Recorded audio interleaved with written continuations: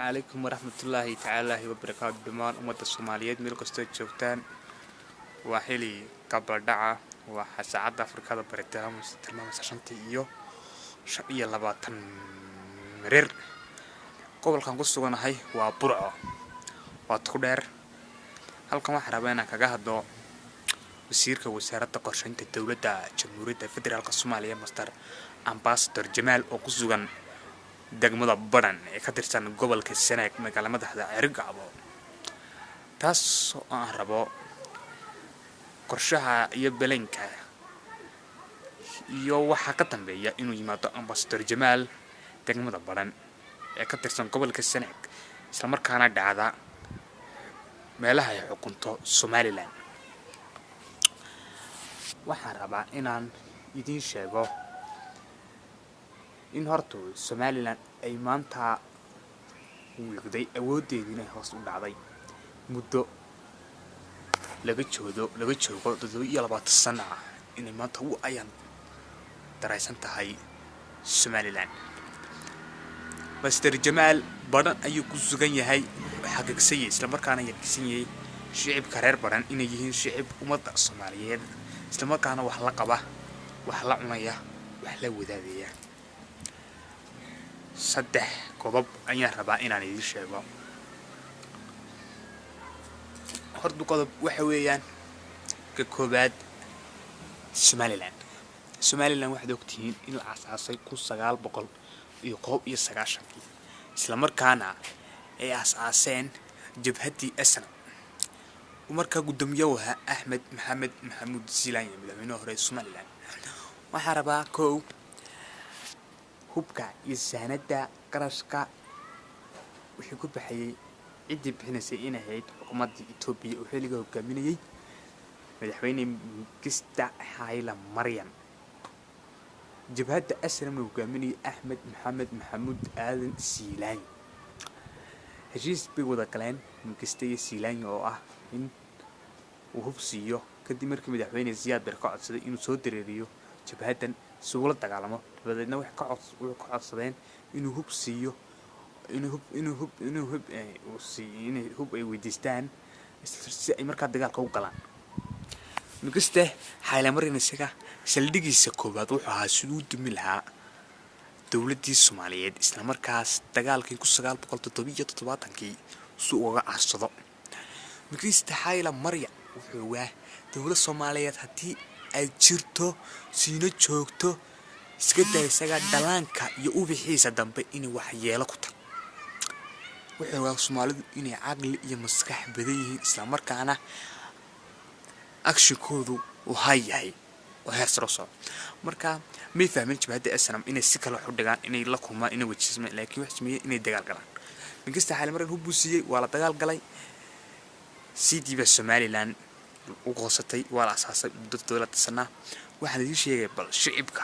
reer Somaliland iyo shicibka Soomaaliyeed bal hadii Itoobiya tan tahay oo maxay tahay tii hubka shaqaysiinaysa jabhadii asnam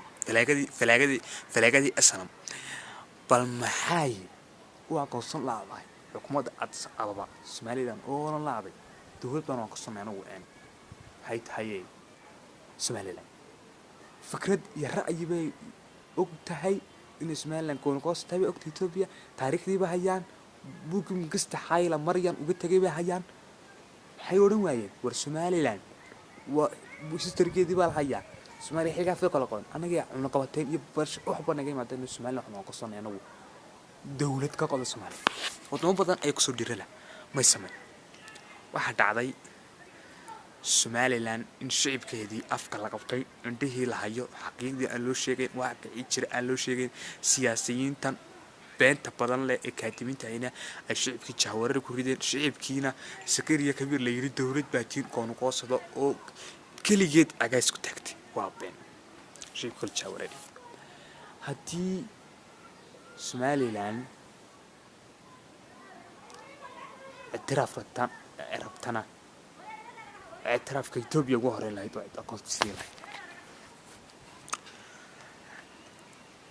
برضو يعني متكلبات أنا دي شيء يعني وحويان جمال وسيرك قرشين تقارنك isku dabaridka howlaha guud ee Soomaaliya Mastar Ambassador Jima oo ku sugan degmada Baran gobolka Sanaag magaalada madaxda Cerigabo halkaas ay xukunto Somaliland waxa aragta ayaan darada iyo nasiib darada sida Somaliland adigoo arki kara in aan Somaliland gobolada gaar aanay xukumi karin awood aan isgaarsiin karin waxaan idin sheegayaa walaalayaal in Somaliland ay dawlad tahay oo daacad madaxda sare ka jirto gobolada xuduud kala sameeyay dawlad iyo maamulku gaari laha baran laas goray ma buu gaari laha ma gaarin shacabka Soomaaliyeed waa madaxda dawladda federaalka ee Jamhuuriyadda Soomaaliyeed oo imanayaan Somaliland oo xaragtan maanta in awoodeedu wixday mid kasta hadda idin sheegay waxa weeyaan hawada wax lagu wareejiyay xukuumadda madaxweyne Maxamed Cabdullaahi Maxamed Farmaajo taas oo hay'adda ay kaaba ay ugu wareejisay in maamusha hawada Soomaaliya waxa la idin sheegayaa dadkii reer Somaliland in been loo sheegay wasiirkii tuurista iyo hawada wasiirka maarayaan ka horeeyay imika iyo maarayada tuurista Farxaan Aadan Haybe wasiirka Farxaan Aadan Haybe ee xukuumaddiisa ilaahay in dadka been u sheegay oo ka dhaadhiciyay waxaan jir oo ku salaysan in hawadii shirki lagu qaban doono Istanbul 1 iyo Istanbul 2 shirno noocaas ka qabteen oo ka dhacay Turkigana wadan daacado oo islaami weeyaan wuxuu og yahay in jiraan yuhuud Afrika oo ka mid ah Habashidan Ethioopiyaanka oo yuhuud Afrika yuhuud cadaan kuna dawaa Israa'iil marka yuhuudan Afrika waxay sameeyeen rabaan Soomaaliya kala qoqodo waxa la Turkigu ma rabo wadan islaama Rajab Tayyip Erdogan libahay islaamku ku dhaarto ayaa jooga marka wuu ogyahay siyaasadda iyo bilanki Soomaaliya siyaasadda iyo bilanki Erdogan ogyahay iyo qorshaha loo dhigay in Soomaaliya kala qoqodo wadan islaamina awood aan ku yeelan Afrika maanta Soomaaliya sidan hawada lagu wareejiyay Somaliland waxa aragta in la xakaray Somaliland waxa la qostay maamul goboleed ka waqooyi galbeed loo kan baran iyo bariga marayeen waqooyi galbeed loo qostay taarkiisay maamushada alamsi ala sidina degible beero ma xukun karimaysada oo la imanaya marka shirka Somaliland soo tashada waxa doonada walaalihiina Soomaaliyeed wax la qabsado wax la cuno way dhisidan waxaan u arkaa jawara صدق سنة تبع سياسي ما صدق سنة أنا ودنا عفرت سنة ما اعترفنا وقالت أم أخ جميل ولا عفرت سنة ما بكلي يا جنا عوض من جميل تعب والشيء خصم هذا وحاول قوام وحال وضعنا وحال وضعبه هل سكحر يقوم يسمى مدرسة مليانة Somaliland مركي هويد كيوري شيء بدك بس Somaliland تريبا حالا قصة ما مقبلين نك أنا Somali مدير شيء تسكت تشانو يدورنا سيدا سكول دام كاس Somali ما قصة جبتان كل أيام يريتشينيا يكبرنيمو كوليسته إلى هاي نبض برواقة يبرر هنا سيا عدوين هتشبيه Somaliنا إلى هاي قلبي كي يمسك حديث قصانونيا ما قصة جبت Somali كل أيام يدي ريتشينيا ولا كل أيام يدي ريتشيني ملك استعد تميته كتشوكتها Somaliya كوليسته كل كوليستنا في الموضوع